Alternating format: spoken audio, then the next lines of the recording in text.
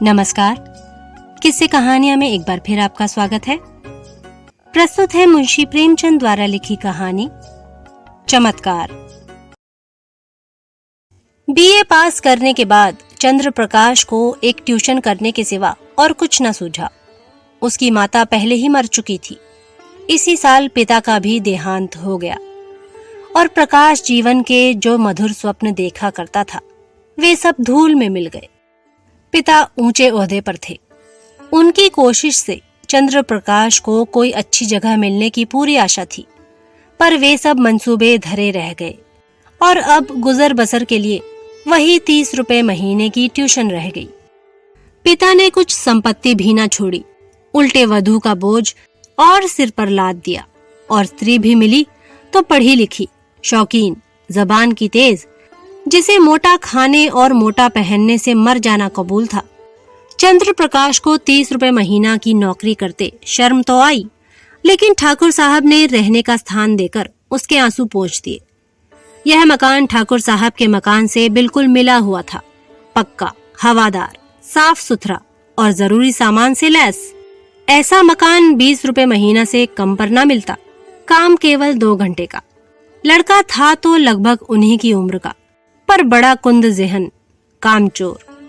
अभी 9वें दर्जे में पढ़ता था। सबसे बड़ी बात यह है कि ठाकुर और ठकुराइन दोनों प्रकाश का बहुत आदर करते थे, बल्कि उसे लड़का ही समझते थे। वह नौकर नहीं, घर का आदमी था और घर के हर एक मामले में उसकी सलाह ली जाती थी। ठाकुर साहब अंग्रेजी नहीं जानते थे। उनकी समझ में अंग्रेजीदान लौंडा भी उनसे ज्यादा बुद्धिमान, चतुर और तजुर्बेकार था। संध्या का समय था।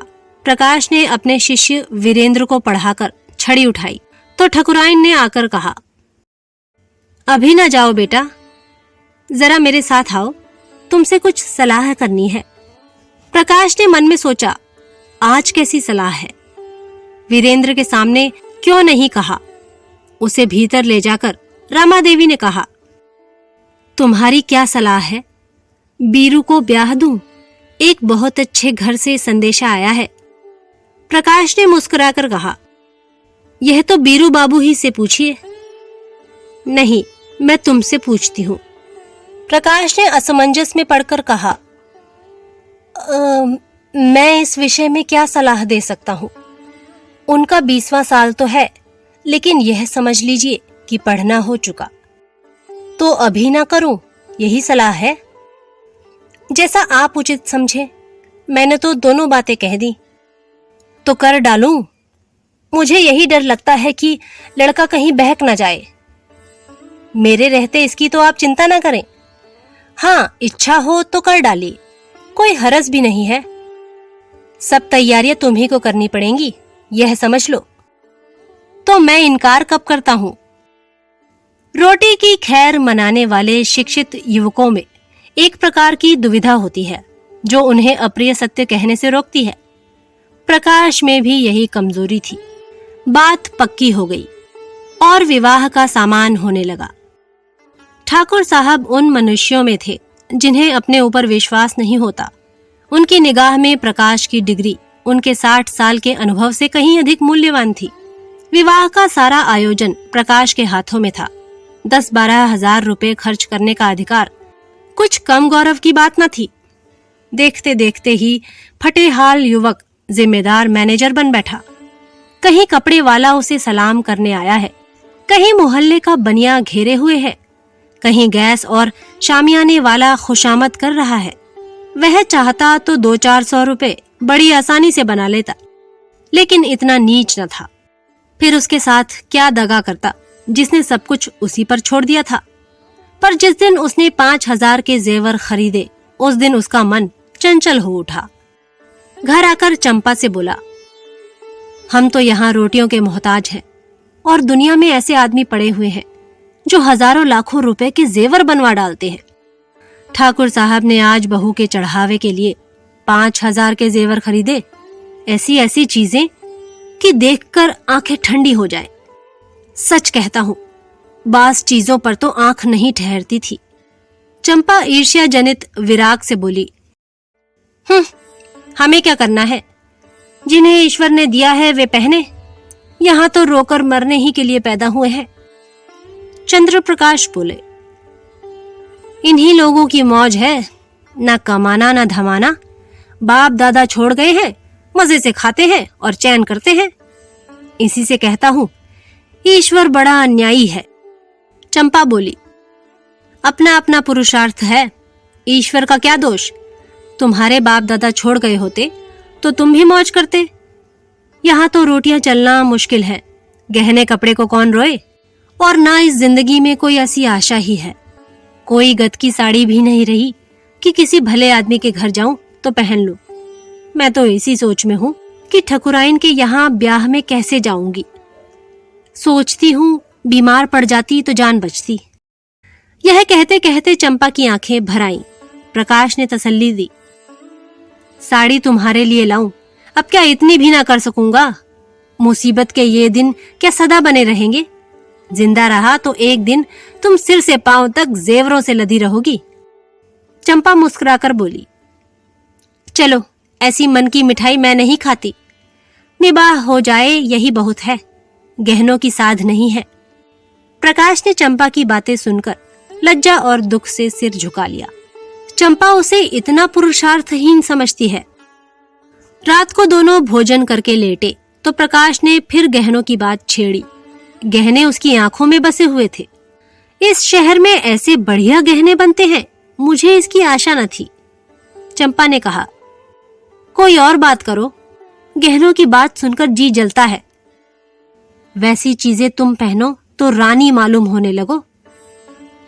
गहनों से क्या सुंदरता बढ़ जाती है? तो ऐसी बहुत सी औरतें देखी हैं जो गहने पहनकर भद्दी दिखने लगती हैं। ठाकुर साहब भी मतलब के यार हैं। यह ना हुआ कि कहते इसमें से कोई चीज चंपा के लिए भी लेते जाओ। तुम भी कैसी बच्चों की सी बातें करते हो। इसमें बचपने की क्या बात है? कोई उदार आदमी कभी इतनी कृपणता ना करता।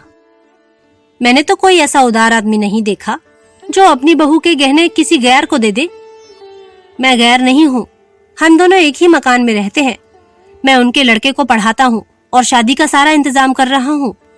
अगर 100-200 की कोई चीज दे देते तो वह निष्फल ना जाती, मगर धनवानों का हृदय धन के भार से दबकर सिकुड़ जाता है। उनमें उदारता के लिए स्थान ही नहीं रहता। रात के 12 बज गए हैं, फिर भी प्रकाश को नींद नहीं आती। बार बार ही चमकीले गहने आंखों के सामने आ जाते हैं। कुछ बादल हो आए हैं और बार बार बिजली चमक उठती है। सहसा प्रकाश चारपाई से उठ खड़ा हुआ। उसे चंपा का आभूषणहीन अंग देखकर दया आई। यही तो खाने पहनने की उम्र है और इसी उम्र में इस बेचारी को हर एक चीज के लिए तरसना पड़ रहा है। वह दबे पांव कमरे से बाहर निकलकर छत पर आया। ठाकुर साहब की छत इस छत से मिली हुई थी। बीच में एक 5 फीट ऊंची दीवार थी। वह दीवार पर चढ़कर ठाकुर साहब की छत पर आहिस्ता से उतर गया। घर में बिल्कुल सन्नाटा था। उसने सोचा, पहले जीने से उतरकर ठाकुर साहब के कमरे में चलूं।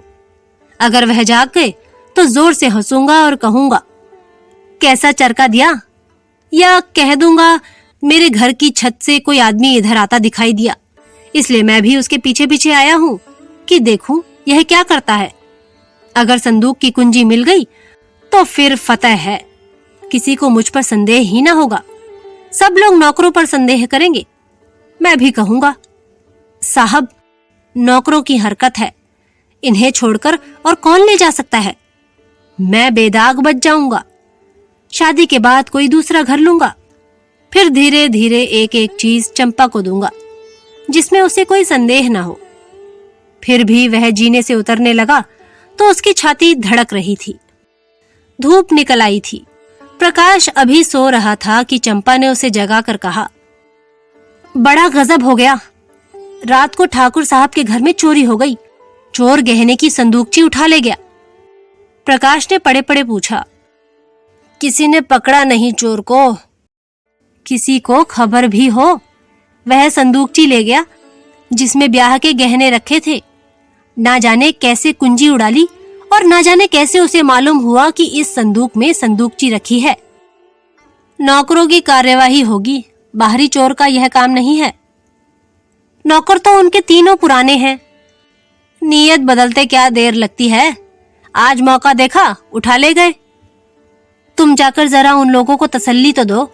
ठकुराइन बेचारी रो रही हैं। तुम्हारा नाम ले लेकर कहती थी कि बेचारा महीनों इन गहनों के लिए दौड़ा, एक एक चीज अपने सामने जचवाई और चोर दाढ़ीजारों ने उसकी सारी मेहनत पर पानी फेर दिया।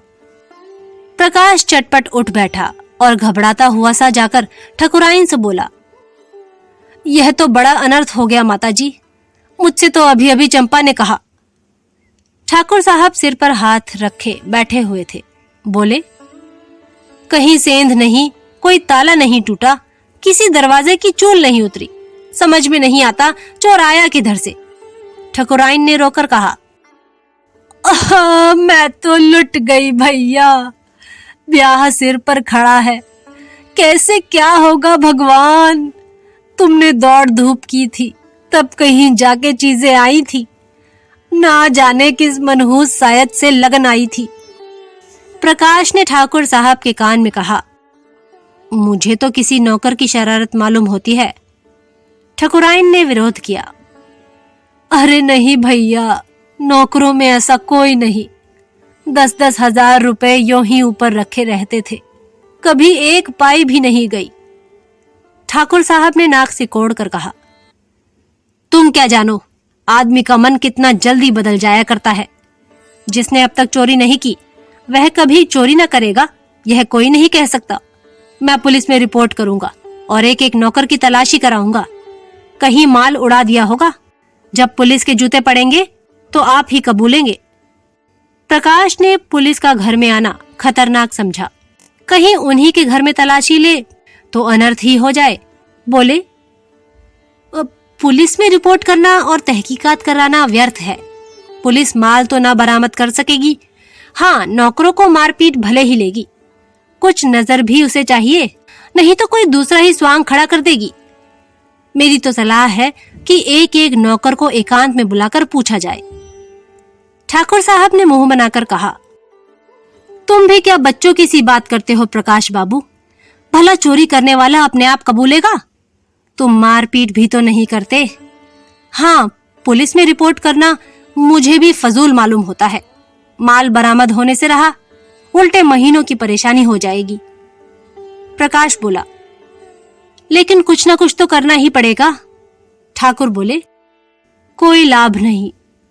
हाँ, अगर कोई खुफिया पुलिस हो जो चुपके चुपके पता लगावे तो अलबत्ता माल निकल आए, लेकिन यहाँ ऐसी पुलिस कहाँ, तकदीर ठोक कर बैठ रहो और क्या। प्रकाश बोला, आप बैठ रहिए, लेकिन मैं बैठने वाला नहीं, मैं इन्हीं नौकरों के सामने चोर का नाम निकलवाऊंगा। ठकुराइन बोली, नौकरों पर मुझे पूरा विश्वास है, किसी का नाम निकल भी आए तो मुझे संदेह ही रहेगा। किसी बाहर के आदमी का काम है, चाहे जिधर से आया हो, पर चोर आया बाहर से, तुम्हारे कोठे से भी तो आ सकता है। ठाकुर बोले, हाँ जरा अपने कोठे पर तो देखो, शायद कुछ निशान मिले, कल दरवाजा तो खुला नहीं रह गया। प्रकाश का दिल धड़कने लगा। बोला, अब मैं तो 10 बजे द्वार बंद कर लेता हूँ। हाँ, कोई पहले से मौका पाकर कोठे पर चला गया हो और वहां छिपा बैठा रहा हो तो बात दूसरी है। तीनों आदमी छत पर गए तो बीच की मुंडेर पर किसी के पांव की रगड़ के निशान दिखाई दिए। जहां पर प्रकाश का पांव पड़ा था वहां का चूना लग जाने के कारण छत पर पांव का निशान पड़ गया था। प्रकाश की छत पर जाकर मुंडेर की दूसरी तरफ देखा तो वैसे ही निशान वहां भी दिखाई दिए। ठाकुर साहब सिर झुकाए खड़े थे, संकोच के मारे कुछ कह ना सकते थे। प्रकाश ने उनके मन की बात खोल दी। इससे तो स्पष्ट होता है कि चोर मेरे ही घर में से आया, अब तो कोई संदेह ही नहीं रहा। ठाकुर साहब ने कहा, हाँ मैं भी यही समझता हूँ, लेकिन इतना पता लग जाने से ही क्या हुआ, माल तो जाना था, सो गया। अब चलो आराम से बैठें, आज रुपए की कोई फिक्र करनी होगी। प्रकाश बोला, मैं आज ही वह घर छोड़ दूंगा। ठाकुर बोले, क्यों, इसमें तुम्हारा कोई दोष नहीं। प्रकाश बोला, आप कहें, लेकिन मैं समझता हूं मेरे सिर बड़ा भारी अपराध लग गया। मेरा दरवाजा 9-10 बजे तक खुला ही रहता है। चोर ने रास्ता देख लिया, संभव है 2-4 दिन में फिर आ घुसे।